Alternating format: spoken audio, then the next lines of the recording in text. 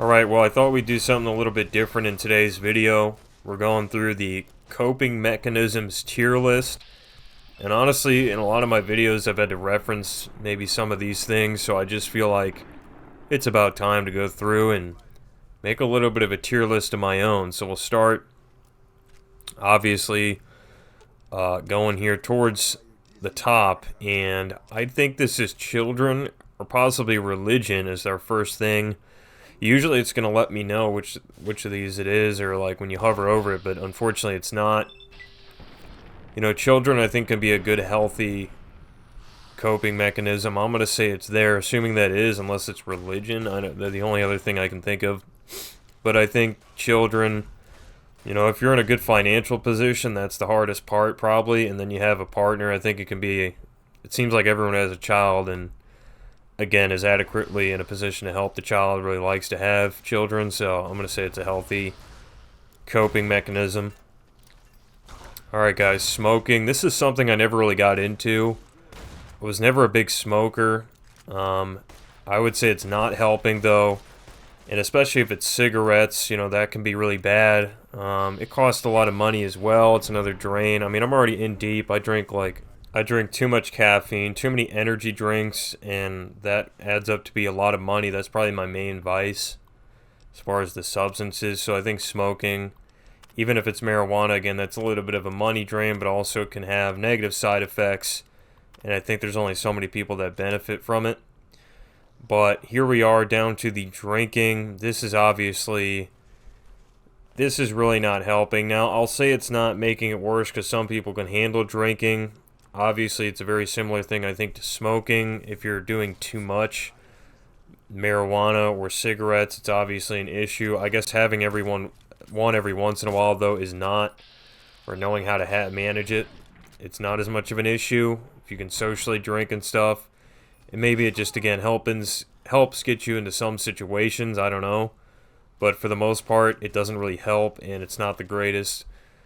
As far as coping and drugs, you know, I'm assuming any type of drugs that is, you know, we're talking harder drugs, any cocaine or stuff like that, or any of this stuff like meth, I mean, you're really making it worse. It's not a good idea.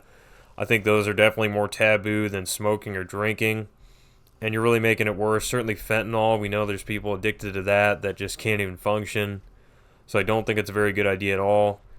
Now, if it's some over-the-counter thing, if you've been prescribed by a doctor, I think there's certain situations, obviously drugs can be a good thing.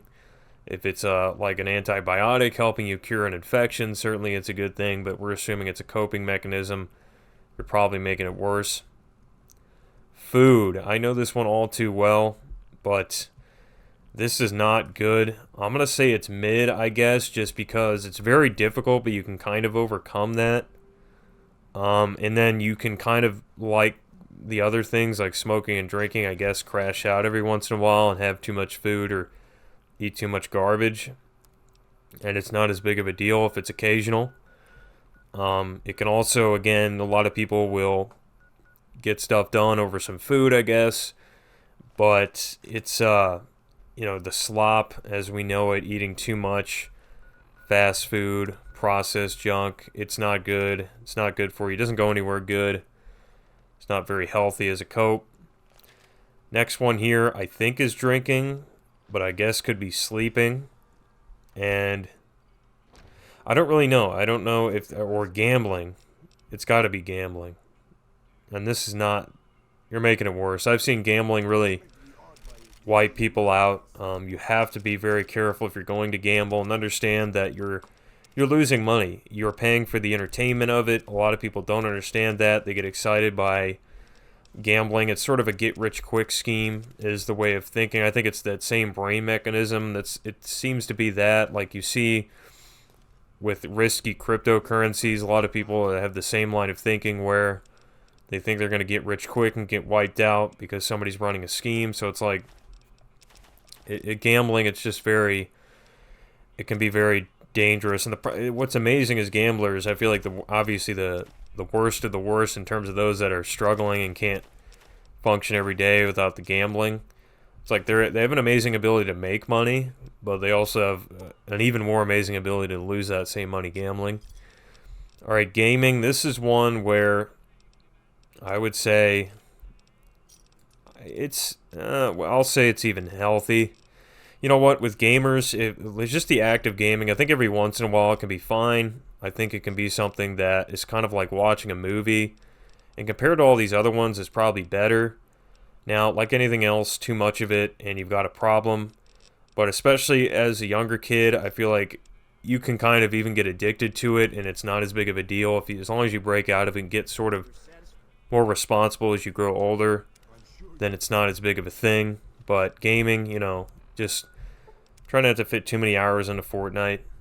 Now, lifting weights, this is a coping mechanism that I guess we'll have to put it at as amazing, just because you're working out. As you guys know, I lost a lot of weight. If you have known any of my other videos, I've talked about that a lot. But it's like, with weightlifting, now the problem is everybody goes into the gym now. Everybody is addicted to that. But it's still a healthier activity. It helps you grow muscles, which helps you keep more weight off, as far as I'm concerned. And I think you can look better if that's your goal too. Now the problem is there'll be diminishing returns, and it can also go very wrong if you do happen to fall off the edge of taking performance-enhancing drugs. And that's where I think it can be, you can really argue this one down from amazing, is because of that. Really, the threat now, I think, of a lot of young people to jump onto those drugs, and then you're cutting probably more years off your life than people that are addicted to smoking or drinking, when you look at it that way. So, still something to be cautious of. But next one up, I guess just, I don't know if this is supposed to be like, assuming this super liberal move, dyeing your hair. I don't know. I guess either dyeing your hair or maybe changing your appearance or just becoming blue-haired. I guess it's mid. It doesn't really feel like a coping mechanism to me. I guess, like it's political. I don't know. I'll just put it in the mid because it's just hard to say what that actually means. It really depends who you're asking. The next one here is journaling, maybe, or writing, I'm going to assume. And I think, honestly, that's probably healthy. Now, I'm not going to say it's amazing just because I feel like now everybody's typing or consuming information in other ways, but maybe writing it down, maybe journaling is a good way to maybe get your thoughts down, a good way to talk with people. And honestly, in a way, that's kind of how this YouTube channel is run for me, and others like it, to where it's sort of a journal that's posted online. So it's probably a healthy coping mechanism. The next one is, I guess, maybe music, or either listening to music too loud. And for me, this one, I don't know, I think it's another pretty healthy coping mechanism. I think obviously you don't want to listen to it that loud where it's damaging, but when it comes to music, it can just be a good way for people, I think, to get their mind off things. It's a good way for people to connect. There's something that about music that it's lasted for so long and always touched a lot of different people, and it can be one of those things that there's music for people across all scopes of society. It's not like I feel like everybody hates music, or there's a certain section of people that really hate it and love it. It's like everybody likes some type of music.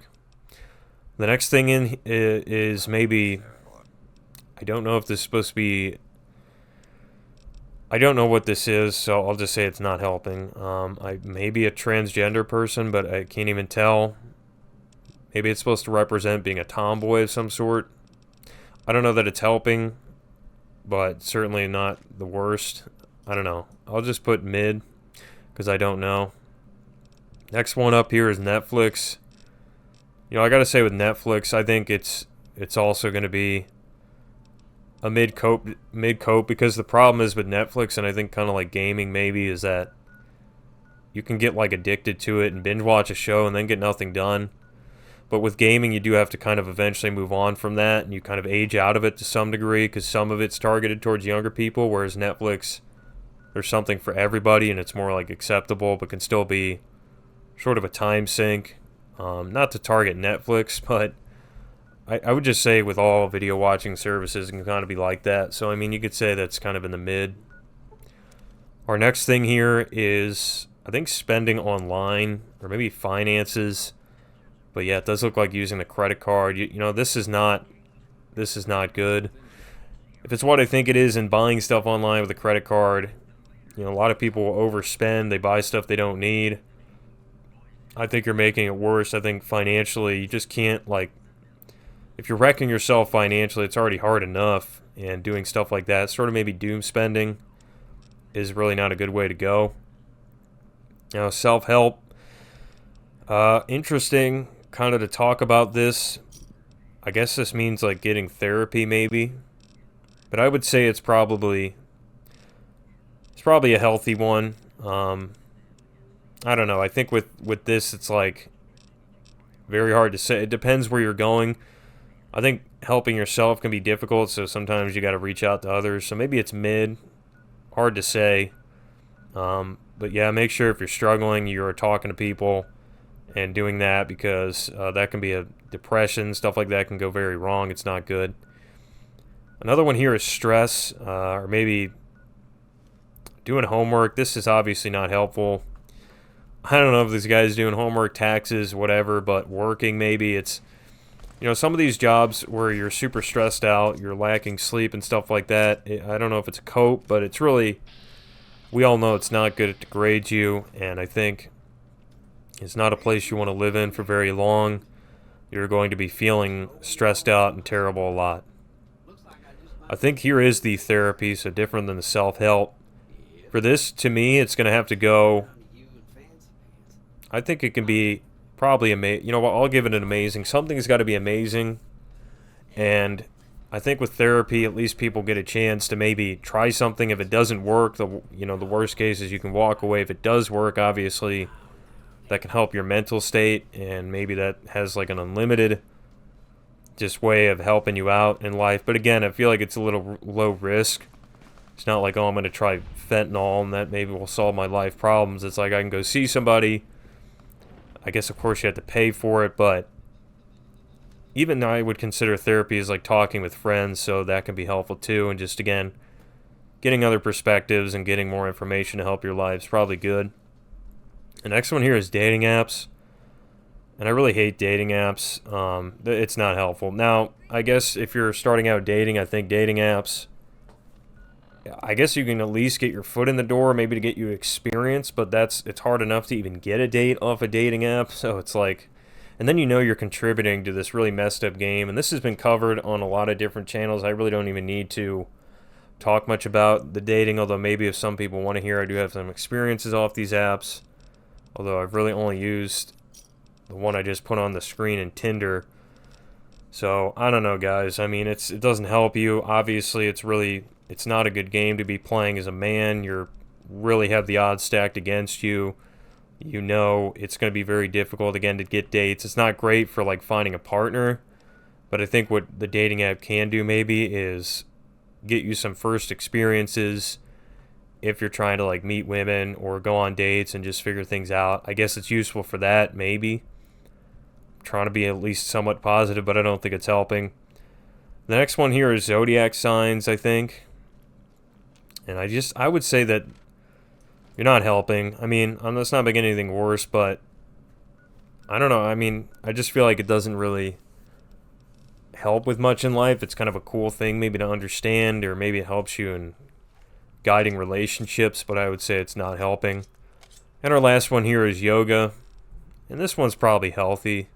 I mean, when it comes to yoga, when it comes to maybe meditating too, in the same category, it never feels like people are really doing that bad if they're doing it, or it's just a better cope than a lot of the other ones. Now, maybe it's a placebo, maybe it's not helping as much as people think, but it's not hurting as much as some of these others that we just discussed. So I would say yoga is probably a healthy cope.